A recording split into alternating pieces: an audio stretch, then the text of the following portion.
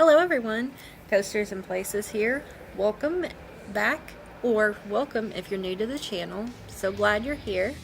And today I'm going to do a video topic that I feel like doesn't really get talked about a lot or covered a lot in the YouTube coaster community, and that is the most expensive coasters ever built and just cost to build these coasters.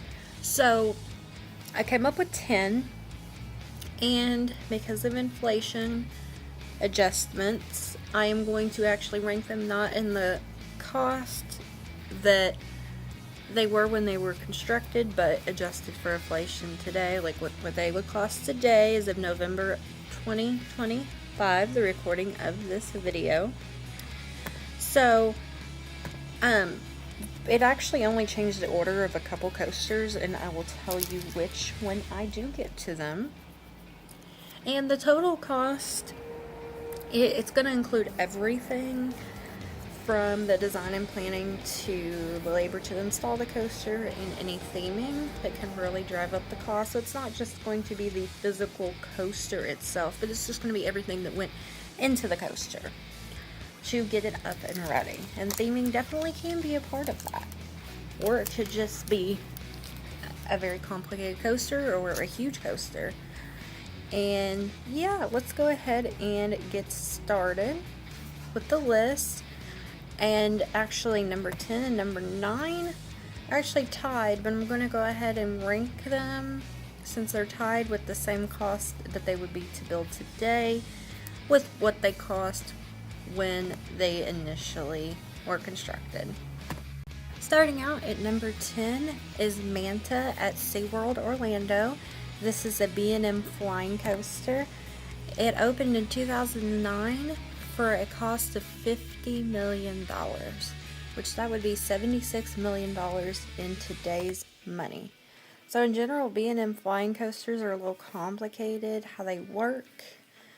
That definitely could contribute to the cost here. Also, the special manta ray shaped trains.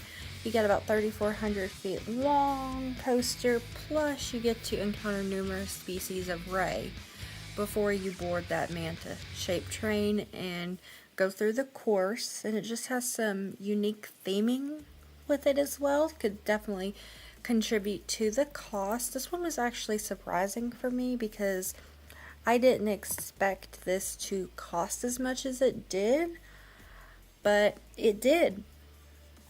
And it is tied with number 9 for how much it would cost in today's money. However, number 9 did cost more when it was built. So number 9 is Verbolten at Busch Gardens, Williamsburg. It cost $54 million when it was constructed in 2012, which would be $76 million today, the same today cost as Manta, but it just cost $4 more million when it was constructed. So Verbolten is a multi-launch, more of a family bordering on thrill coaster from Zierer, and part of it is enclosed. The cost definitely, I think, comes from the theming on this one, but it did surprise me that it was actually this costly, because it's not something that a coaster that I automatically would have thought would have cost so much, but it definitely did. And the multi-launches also, launches could cost a little bit. And again, just the extensive theming that they did for Bolton, that definitely, I think, did contribute to the cost. If this would have just been without theming, I don't even think this would have made this list. But yeah, Verbolten, Busch Gardens, Williamsburg, number 9. Number 8, this one did not surprise me. I knew this was an expensive coaster. Didn't know if it would make the list per se, but I did know it was expensive. It's X2 at Magic Mountain, which originally did start out as X, and it was opened in 2002 at the cost of $45 million at the time. And this ultimately led to Arrow's bankruptcy. And it underwent a $10 million renovation in 2008, which is mainly like theming based, honestly. But that added up to a total today cost of $96 million. To me, that's like, whoa. I didn't expect that high of a cost on this, but I knew it cost a lot. So the reason for the cost, it was the fourth 4-dimension coaster, and then you got the fire effects, you've got the seats that are not the most standard type of seats, custom layout as being the first 4-dimension coaster prototype. It definitely is complicated, and I could see a lot of engineering, a lot of engineering costs, construction costs that add up to this being as expensive as it was. But I'm so glad that, this coaster exists. But yeah, $96 million today for X2. Number 7, this is another one that I knew would be on this list. It's Steel Dragon 2000, which is the longest roller coaster in the world, located at Nagashima Spa Land in Japan. So it opened obviously in 2000, and it's got a height of 318 feet, and it's over 8,000 feet long. So of course this thing is going to cost a lot of money. It's got so much track, height to it. Yeah, no surprise here, honestly. I'm kind of surprised it's not higher, though. But goodness, there's been, this coaster doesn't have a lot of theming. So if it was themed, I could see it definitely being higher. But it opened at the cost of $52 million in 2000, which would be $98 million today, which is just surprisingly slightly ahead of X2. Just slightly. So, just show a little comparison how coasters can cost there. Yeah, definitely to me, this coaster, no surprise that it's this high. Heading to number 6, it is Velocicoaster at Universal's Islands of Adventure in Florida. This Intamin creation, I could not actually find the exact specific number, but I found a range, which still puts it squarely at number 6.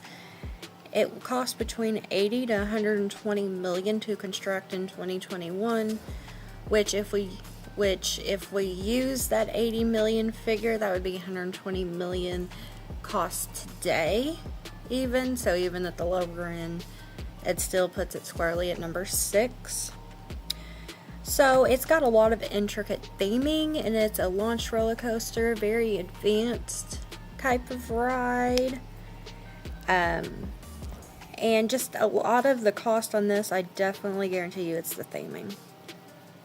It's how it's set up. It's races through the park's Raptor paddock. And yeah, it's just even has where it goes over the water. So all this theming that Universal did for Velocicoaster, it's not surprising to see that it did cost this much. And yeah, also, launch technology can be expensive as well. But yeah, definitely number 6, Velocicoaster. So we are kicking off the top 5 with Formula Rossa, which is located in Abu Dhabi and the UAE. And this is still the fastest roller coaster in the world. It opened in 2010 at a cost of $100 million, which would be $151 million today. So we jumped from 120 for the last one to 151, which is crazy. So the reason this one costs so much is just the technology, that it needs to be the fastest coaster, that it's very expensive technology, the launch system, and also, just making sure that it can keep up with that. Definitely, for sure, that would cost a hefty price tag. No surprise to me to see it on this list. At the beginning of the video, I did say that it did affect the order when I converted from how much it cost when it was originally constructed to what it costs today. And it's these two, number 4 and number 3. So, number 4 is Expedition Everest at Disney's Animal Kingdom, which cost $100 million when it was constructed. So it cost more than the number 3 coaster when it was constructed. However, the number 3 coaster would cost more today. So Expedition Everest today would cost $161 million versus $100 million in 2006 when it opened. That's crazy. But of course, the cost of that is you got the Disney level theming and animatronics, including the Yeti that doesn't really work, but yeah. And just very well themed. You got the huge mountain, which cost a pretty penny. So I obviously, I'm not surprised with this one at all being so costly, and I knew it was like one of the most expensive coasters ever built also, just from knowing it. But yeah, Expedition Everest at number 4. At number 3 is Star Wars Hyperspace Mountain at Disneyland Paris. So when it opened, it cost $90 million in 1995, which is less than number 4 Expedition Everest. But however, that would be significantly more than Expedition Everest in today's money at $192 million. This one I had no idea about. I was like, oh, really? It costs that much? I've never been to Disneyland Paris, so I didn't know. Like, the other Space Mountains did not cost this much, but this is Star Wars themed. It's called Hyperspace Mountain. This one even has an inversion on it. So it's definitely more intense than the other Space Mountains, and it's really Star Wars themed now. So I can see the cost coming from that for sure. I just wouldn't have expected it to cost as much as it did, but it did. Number 2 is Hagrid's Magical Creatures Motorbike Adventure, like the world's longest coaster name, at Universal's Islands of Adventure. And it opened in 2019 at a cost of $300 million. Holy crap. Which would be $381 million in 2025, which, wow, inflation's crazy. Wow. But anyway, this I knew about, no surprise whatsoever, even from an outsider, that this is an expensive coaster. It is so elaborately themed, so well done. You have the very unique sidecar motorbike setup. You have multiple launches. You have lots of trains as well. So yes, this of course is going to be wildly expensive, but it is just so well done, and I'm glad Universal put the money into this, and it really is a masterpiece, and you can see that money that was spent is well spent. No surprise here that it costs that much. And you may have already guessed it, and I knew this, especially when the news came out, that this was the most expensive coaster ever built. But it's Guardians of the Galaxy Cosmic Rewind at Epcot. It was built at a cost of $500 million in 2022, which today would cost $555 million. Holy crap. By the way, $55 million in inflation in 3 years is absurd to me. Just inflation's crazy. But anyway, this is such a complex, unique coaster, so well themed indoors. Obviously a custom coaster. It's got some launches, spins. It's going to be an expensive coaster, and I knew it was. I'm not surprised at all that this is number 1. I knew it was going to be just from hearing the news. But that cost, wow, it's crazy that it did cost this much, but it's an absolutely phenomenal coaster. And I'm glad it exists. My goodness, I just can't get over that cost. Wow, crazy. But anyways, that concludes this video about the most expensive coasters ever built. Please comment down below, which one surprised you the most? For me, I'd say it was Verbolten. I think Verbolten kind of threw me off, but honestly, Manta, I'm like, huh? Didn't really expect Manta either. I'm always thinking, Manta, why? But it's on here, and Verbolten too surprised me. For sure, the rest of them I could have seen, but I didn't really know much about Star Wars Hyperspace Mountain to have really known or anticipated that one. But If you haven't already, please make sure to subscribe to my channel, like this video, it helps grow my content, and thank you so much for watching.